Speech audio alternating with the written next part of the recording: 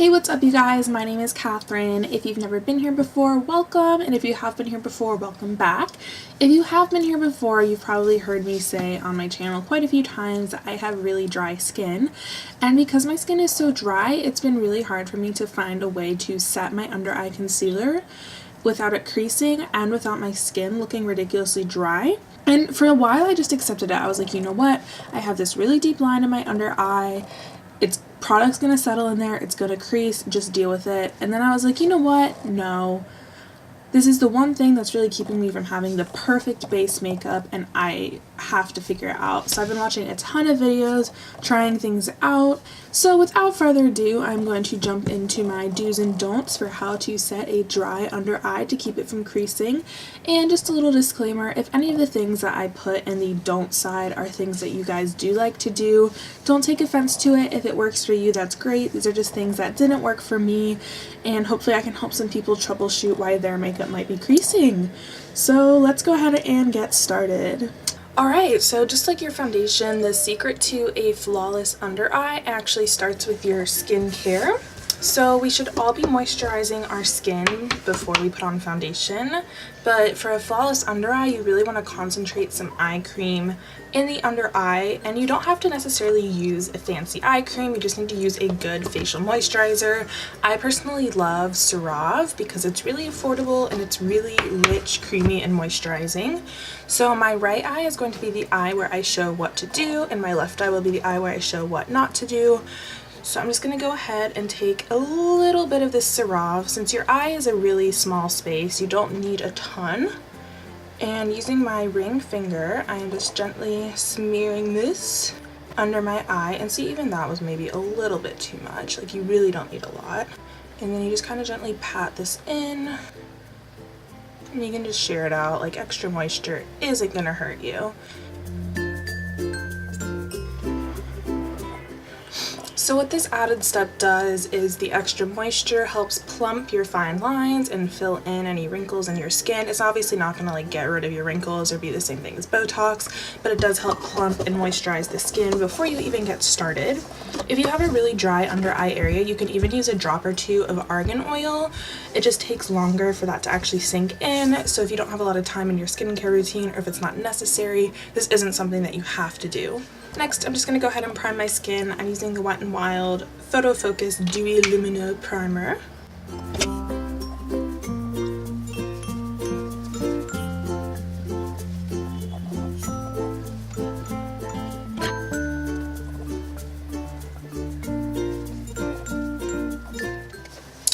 So with primer, how I apply my primer has not changed. I just make sure to get a little bit in my under eye and concentrate most of it in my T-zone because that's where my skin is the worst.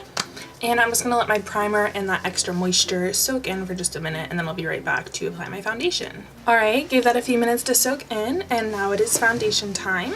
For my foundation today, I'm going to be using the LA Girl Pro Coverage foundation, and I'm going to mix just a little bit of my Makeup Revolution liquid highlighter into it.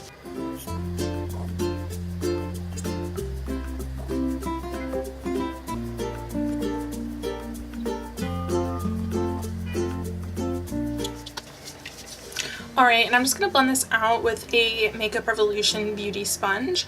On this side of my face, I'm going to blend my makeup all over, and on this side of my face, I'm going to blend and avoid my under eye area. So what this does is on this side, there will be less product on your eye because you're already going to be putting concealer here, and you don't want a ton of product on your eye because that's just going to be more product that can crease and cake on your eye.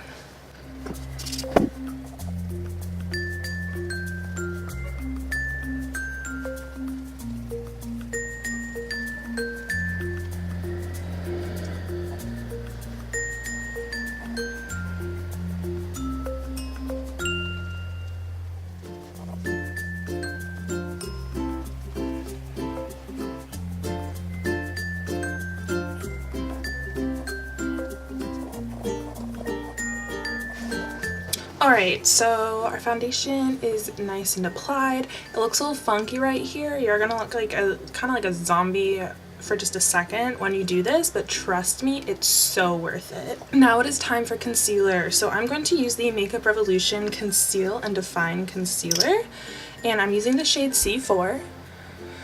So just like always, I'm applying this under my brows and under my eyes. The type of concealer you use does matter, but it is going to be different for everyone. I personally like something that's fuller coverage but still creamy because I like the longevity of fuller coverage concealers, but I don't like really dry concealers, obviously, because I have dry skin. So I'm going to blend out my eyebrow first.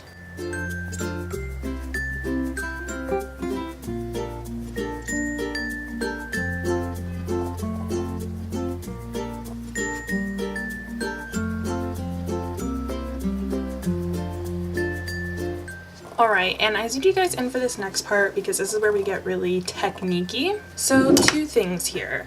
The type of powder that you use does matter. It's important that you're using a finely milled powder because the finer the powder is, the less likely it's going to clump and cake on your under eye area.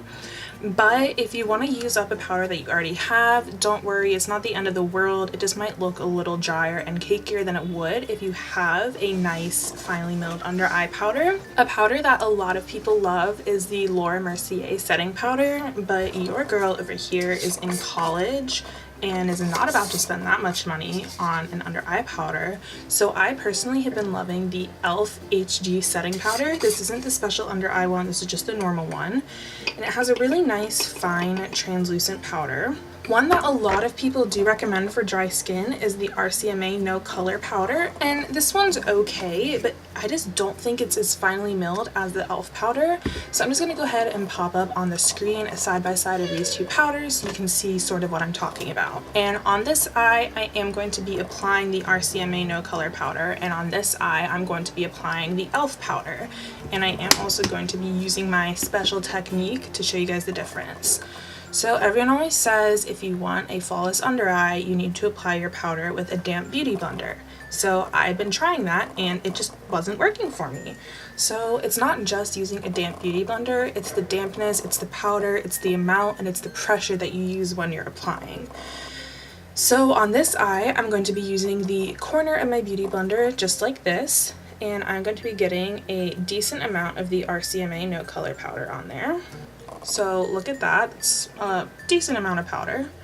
And I'm just pressing this into my eye as firmly as I can.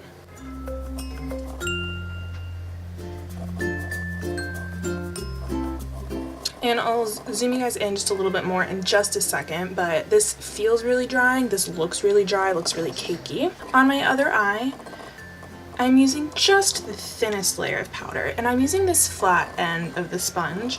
This is a Morphe beauty sponge. My Makeup Revolution sponge has this. A lot of sponges have this. I love flat ends on beauty sponges. I don't like the round end personally. This is just a little bit of powder, and I like this flat end because it really gets up in the eye without you having to move the sponge around a lot, and you're gonna press so lightly on your eye.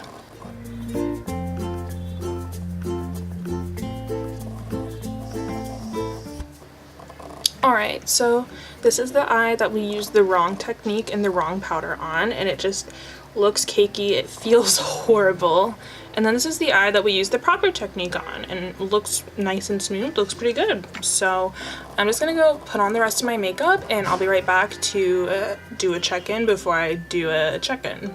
Alright you guys, I'm all done with my makeup. I will leave all the products I used in the comments below.